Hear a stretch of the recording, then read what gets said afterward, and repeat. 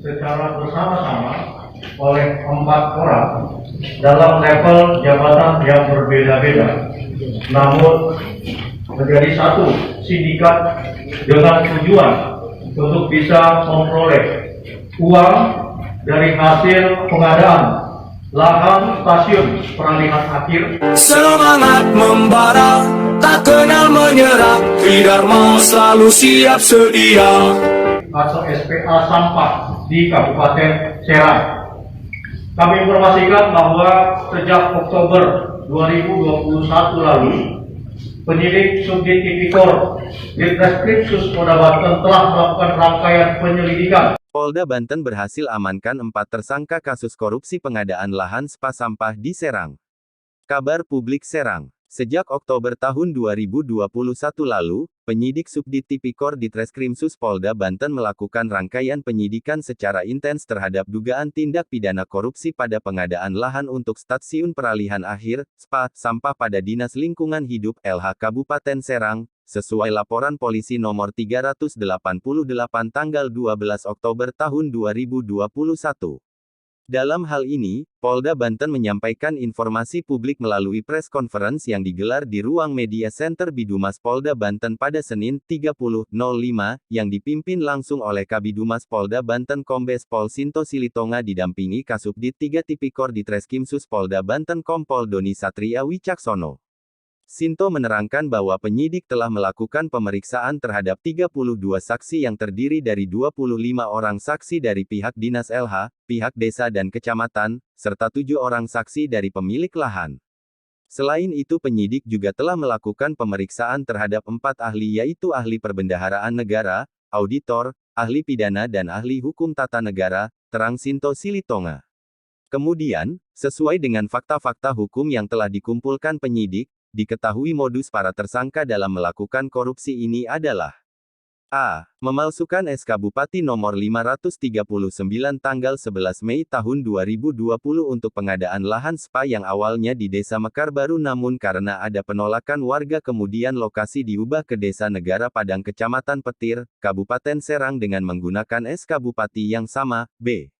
Markup biaya pengadaan lahan dengan disparitas lebih dari 300% dari harga yang dibayarkan kepada pemilik lahan senilai Rp330 juta padahal dibayarkan oleh Pemda Serang sebesar Rp526.213 per M2 sehingga harga keseluruhan tanah 2.561 meter persegi untuk lahan spa tersebut sebesar Rp1.347.632.000 dan mengakibatkan kerugian keuangan negara sebesar Rp1.017.623.000.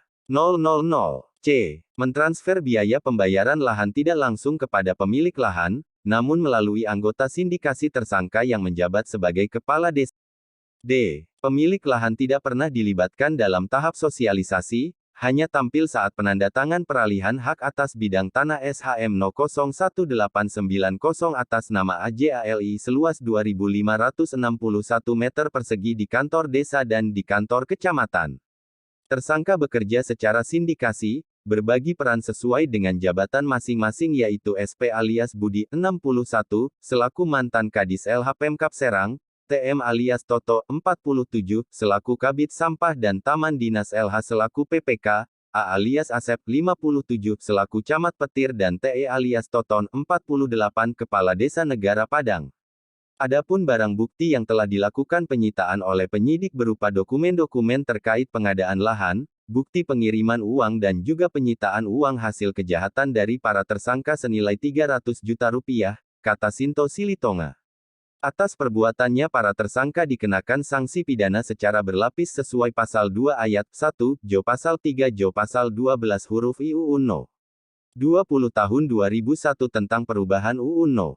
31 Tahun 1999 tentang pemberantasan tindak pidana korupsi Jo Pasal 55 Ayat 1 pertama KUHP dengan ancaman pidana 4-20 tahun penjara dan denda Rp200 juta, Rp1 miliar. Kapolda Banten Irjen Pol. Prof. Dr. Rudi Herianto sejak awal menjabat telah berkomitmen untuk menindaklanjuti secara tegas temuan tindak pidana korupsi di wilayah hukum Polda Banten sehingga menginstruksikan para penyidik untuk tidak perlu ragu menindak para koruptor dengan pasal berlapis dan memiskinkan tersangka dengan menyita aset-aset hasil korupsi. Pada hari ini, para tersangka dan barang bukti akan dilimpahkan ke JPU di Kejaksaan Tinggi Banten karena perkara sudah dinyatakan sempurna P21 dan siap untuk segera diajukan ke persidangan.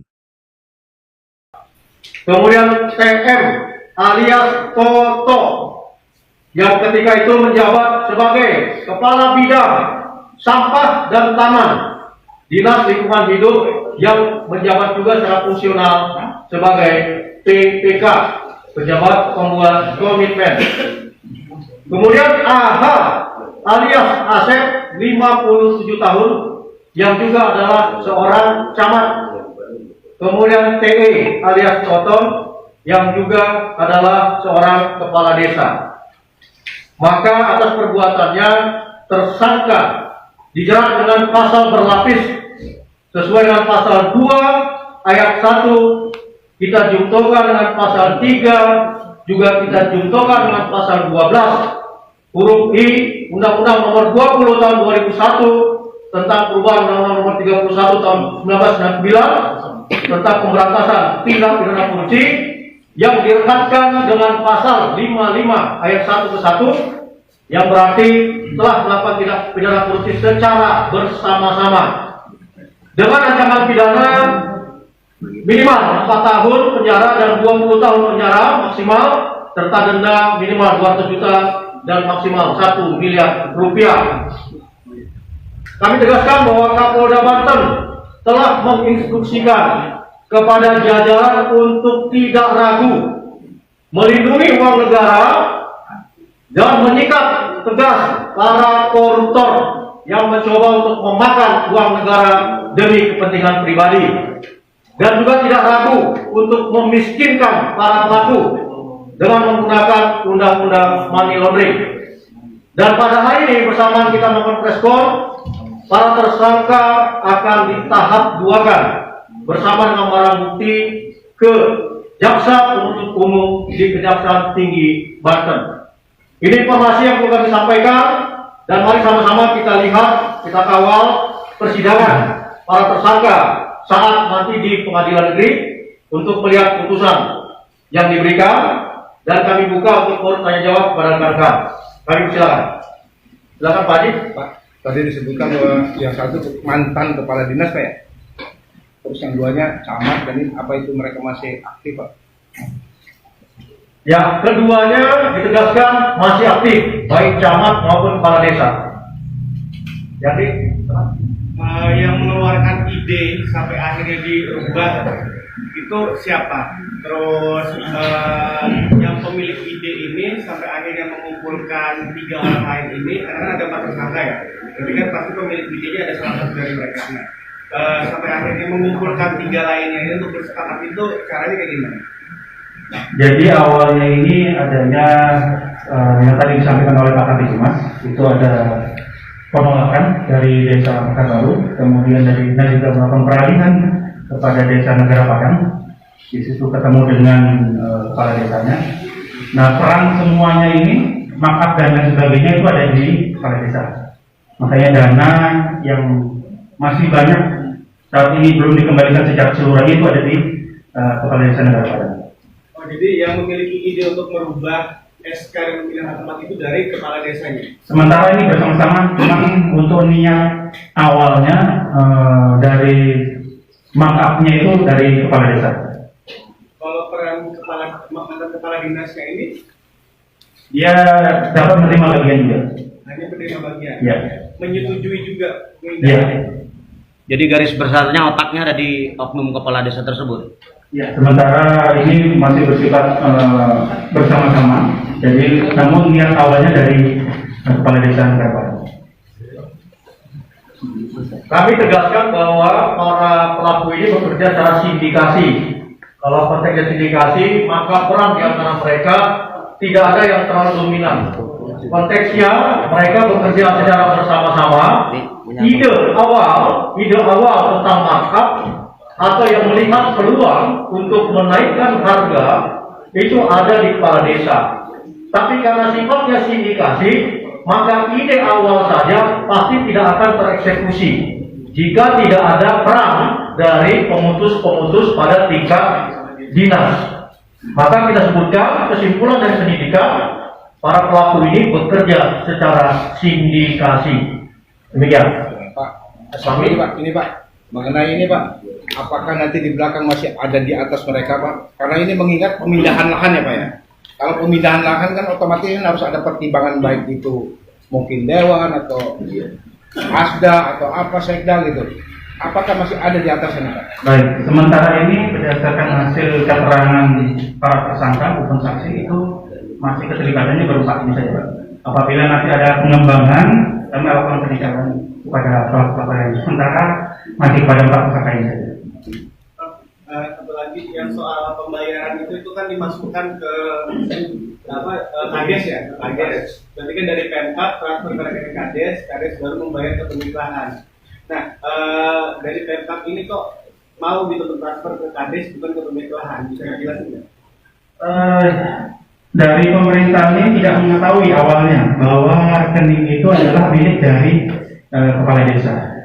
Dia mengetahui bahwa ini seolah-olah miliknya pemilik lahan, seolah-olah miliknya pemilik lahan, padahal ini miliknya kepala desa.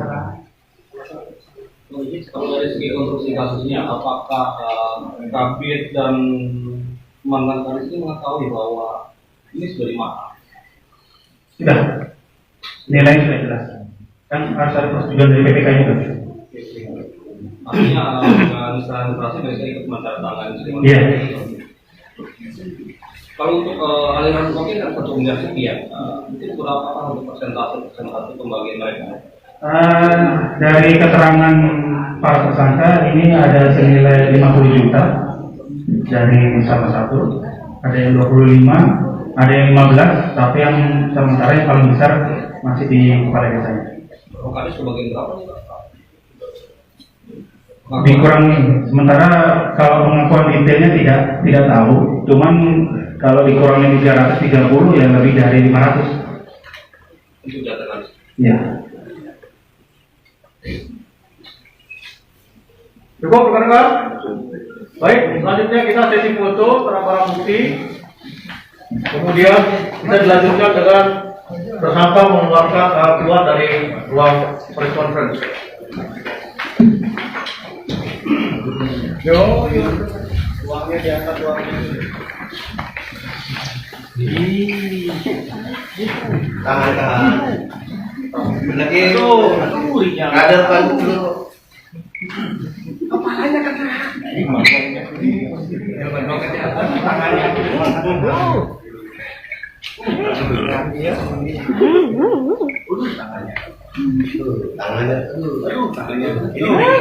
Ini kepalanya. Topinya belum dulu. Suara kemarin kan. Ya tuh, pegang ini. Ini penting bagi. Ini yang ini berapa nih?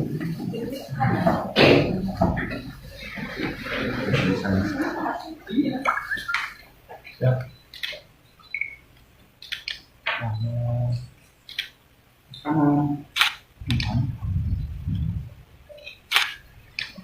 Kiri kok.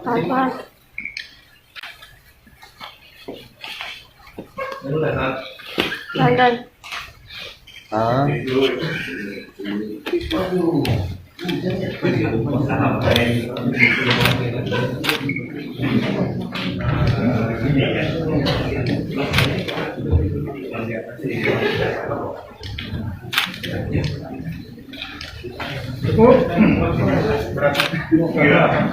Persiapan wawancara. Ibu Pertiwi, Tridharma tak pernah ingkar janji untukmu bangsa dan negeri ini. NKRI harga